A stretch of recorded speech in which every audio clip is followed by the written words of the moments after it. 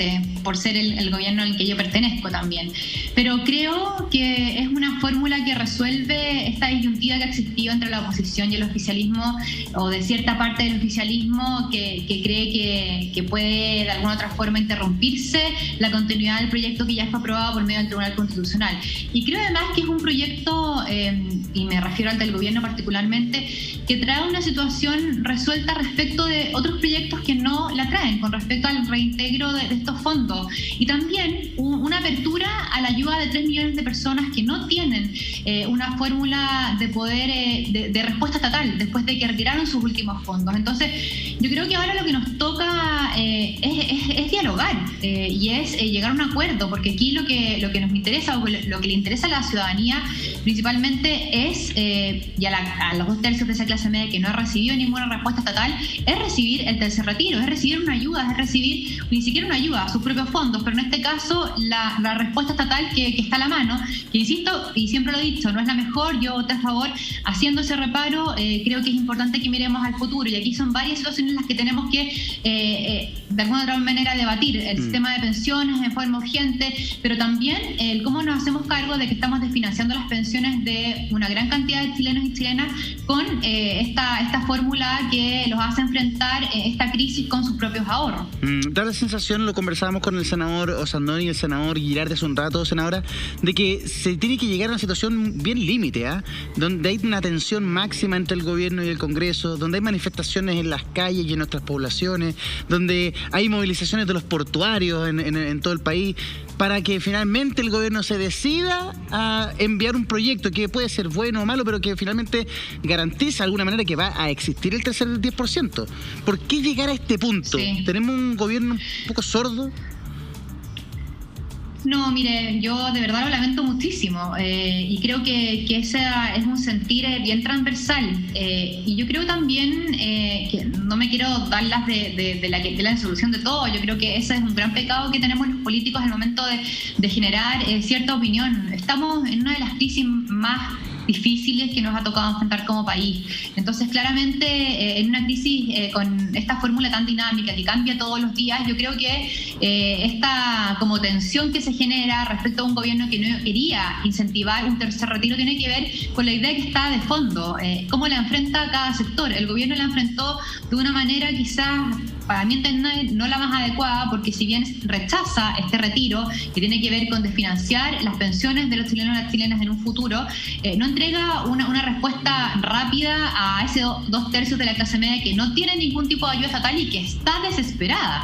Y tiene que ver con eso quizás, pero yo no quiero entregarle una disposición de mala fe. Yo creo que ahí es donde tenemos que un poco hacer un párele, un stop de parte de la clase política y decir, aquí no hay ninguna autoridad que tenga una mala fe en las decisiones que toma. Tiene que ver con cómo enfrentamos la crisis. Claramente que el gobierno se puede haber equivocado muchísimas ocasiones, pero estamos también en un momento muy complejo, donde los recursos fiscales son escasos y donde tenemos que entrar en esta dinámica que es difícil para poder entregarles ayudas a todos. Senadora, usted acaba de ocupar una palabra clave que habla de mala fe.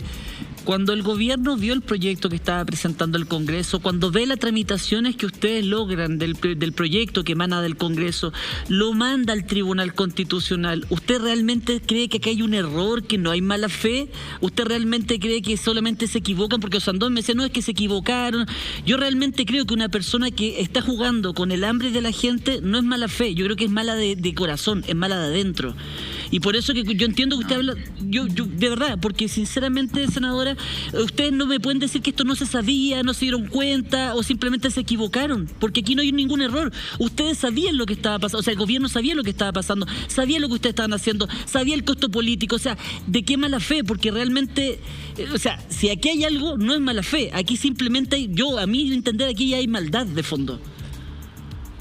No, yo jamás podría partir de la base que un mandatario y que sus ministros o ministras parten de la mala fe para entregar respuestas a un país, Claudio. Yo en eso estoy determinantemente contraria a tu posición.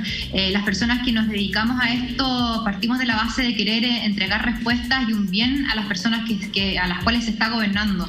Jamás podría llegar a afirmar una situación como aquella. Pero, senadora, yo creo simplemente que efectivamente hay un error. 15 días más. Yo creo, 15 días más para una persona. Estoy de acuerdo con. Por eso le digo, pero 15 días más para una persona desesperada no es un error. No es un error. Hay gente que está de hambre. Esa gente 15 días más que le va a decir, espérese que lo solucionamos.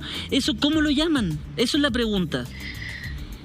Por eso le digo, yo parto de la base que aquí se han cometido errores que lamentablemente la ciudadanía no lo toma como tal, lo toma desesperadamente, como qué va a pasar ahora, y lo único que le interesa es que el retiro salga. Y yo por eso creo que el gobierno se ha equivocado, y entiendo que no creo, y vuelvo a insistir, no estoy defendiéndolo porque se me ocurra, es porque conozco a las personas, es porque llevo años trabajando en el mismo conglomerado, y no creo que pueda haber mala fe por esa Senadora, parte. no es mala fe, dice usted. La presidenta del Senado, Yana Proboste, dijo: no se humilla quien pide por la patria. Parafraseó en realidad al presidente Eduardo Frei Montalva, ¿no? Pero lo repitió recién en una entrevista que recién tuvimos con Guido Girardi. No se humilla el presidente si retira este proyecto y si retira el requerimiento ante el Tribunal Constitucional. ¿Usted cree que no quiere humillarse, que es un problema de orgullo? No, yo creo que aquí hay una posición política y quizás más de base en la cual el presidente dice: perfecto, yo cedo, no retirando el requerimiento en el Tribunal Constitucional, pero sí cedo entregando un proyecto que permite el tercer retiro, y no solamente eso, sino que además presento un sistema que también permite el reintegro de esos fondos. Yo creo que ahí está la base del por qué él no está de acuerdo con el proyecto del tercer retiro, ni el segundo, ni el primero, y ni un cuarto. Y yo creo que aquí el error quizás más de base tiene que ver con que, no existe unanimidad, ni ellos tienen no opinan favorablemente respecto del proyecto que permite el retiro de estos fondos, y por eso presentan un proyecto que permite el reintegro. Yo creo que ahí está la base de esto. Tiene que ver con cómo se están haciendo las cosas, porque yo insisto, aquí le estamos entregando una ayuda a los ciudadanos, pero que lamentablemente habla de un futuro muchísimo más terrible, en términos de que no van a tener cómo enfrentar esa jubilación. Y yo entiendo también que la gente desesperada no está mirando en el día de mañana cómo va a jubilar si hoy día no tiene con qué comer. También lo entiendo, y por eso voté a favor del tercer retiro. Pero creo que aquí hay una fórmula de cómo trabajamos en política. Hoy día hay un presidente que no está a favor del tercer retiro, no está a favor ni del primero ni del segundo, pero cede políticamente y presenta un proyecto que no solamente permite un tercer retiro, sino que también habla de reintegro y habla de entregar una ayuda a personas que antes no estaban recibiendo nada. Yo creo que también esa es una fórmula que hay que revisar, porque de alguna otra forma está diciendo el Estado a esas 3 millones de personas no les estaba entregando una ayuda porque pertenecían a la clase media. Hoy día se está abriendo a entregarles una ayuda a ese sector que hace mucho que lo necesita, y yo creo que también eso es viable en cómo vamos a conversar y cómo vamos a reenfocar las ayudas sociales que el Estado está entregando. Yo creo que también esa es una señal importante. ¿Cuál es el nivel de urgencia que el gobierno le está dando a esto? Porque son las 5:46 y entiendo que hasta el momento no se ha ingresado al Congreso el proyecto. Hay gente que esta mañana hablaba en la radio y decía: yo estaba esperando mi tercer retiro porque me van a rematar la casa. Ahora si llega a salir, va a salir a fin de mes. Ya estoy fuera de plazo para el banco. Pero ya perdí mi casa. El otro día una mamá que no despertó a su hijo para que se conectara a clase al colegio porque no quería que le diera hambre, pues no tenía nada que darle para desayuno. Entonces, ese es el nivel de urgencia de la ciudadanía. Le pregunto, ¿cuál es el nivel de urgencia del gobierno? Porque siendo esta hora, todavía no presentan el proyecto. Eduardo, yo espero que el proyecto sea ingresado lo antes posible, porque no tenemos más plazo, porque tenemos que sacarlo lo antes posible, porque ojalá máximo sean 5 días, 10 días de los que se ha hablado como plazo por la tramitación que eventualmente necesitaría para promulgación. Pero aquí estamos hablando de que esto debería haber sido con mucha anterioridad, y aquí lógicamente que el mea culpa tiene que hacerlo el gobierno. Yo lo hago desde el oficialismo, no me hago cargo de las decisiones porque no estoy de acuerdo con ello. Yo creo que la reacción debería haber sido mucho más temprana. Yo espero que sea lo antes posible. Sin lugar a dudas. Tomamos contacto con Valparaíso. Ahí está el diputado Andrés Celis con Ignacia Rocha.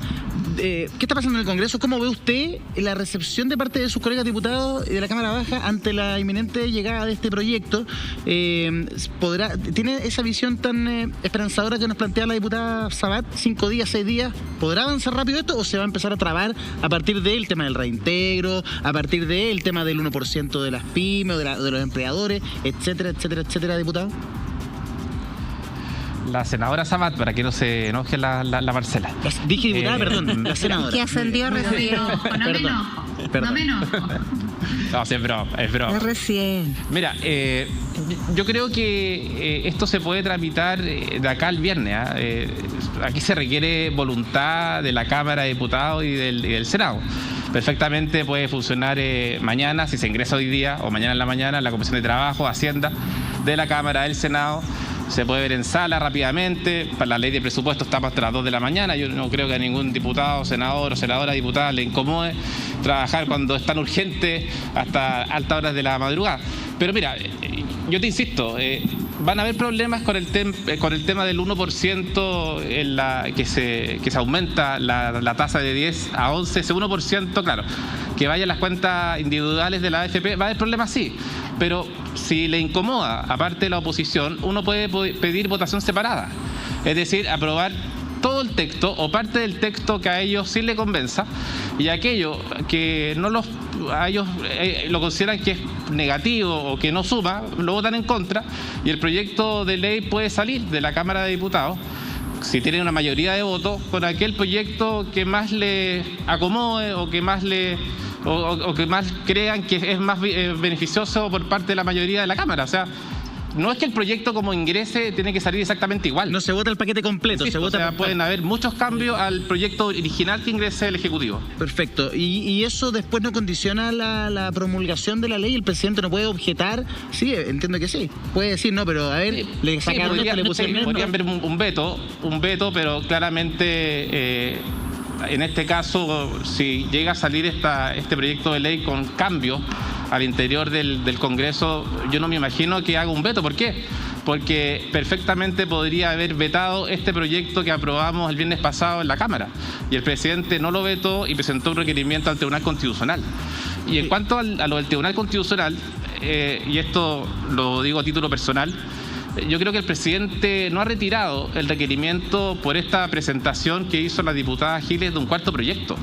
Y lo más probable que el presidente quiera escuchar o saber cuál es la opinión jurídica respecto a este proyecto y para ver si es constitucional respecto en particular a un artículo transitorio que le da facultades en seguridad social a los diputados y a los senadores. Y seguramente ese artículo que se incorporó le debe parecer negativo o le debe parecer mal al presidente de la República. Entonces, es muy difícil que el presidente de la República lo retire por ese artículo transitorio. Como te digo, le da facultad en materia de seguridad social al presidente durante un estado de catástrofe.